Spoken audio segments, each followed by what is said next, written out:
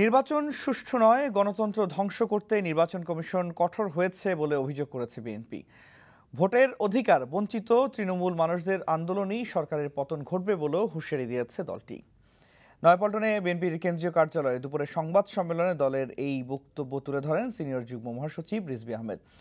মে দিবসে সোহরাওয়ার্দী উদ্যানে শ্রমিক দলের সমাবেশে সরকারকে বাধা না দেওয়ারও আহ্বান জানিয়েছে বিএনপি।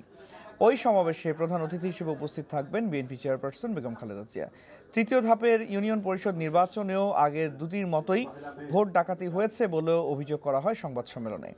অভিযোগে বলা হয়, দলীয় কর্মীদের পাশাপাশি ভোট কারচুপিতে সক্রিয় ভূমিকা পালন করছে নির্বাচন সংশ্লিষ্ট কর্মকর্তা এবং আইন শৃঙ্খলা রক্ষাকারী বাহিনী।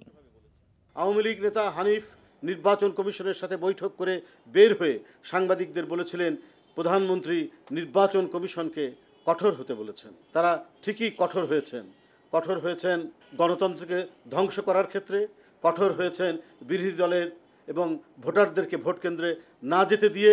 কিন্তু সেদিন আর খুব দূরে নয়, ভোটারবিহীন সরকার ও তাদের পালিত নির্বাচন কমিশন মিলে গোটা নির্বাচনী ব্যবস্থা ও বিভিন্ন সেক্টরকে ধ্বংস করে দেওয়ার জবাব এই দেশের জনগণ দিবে।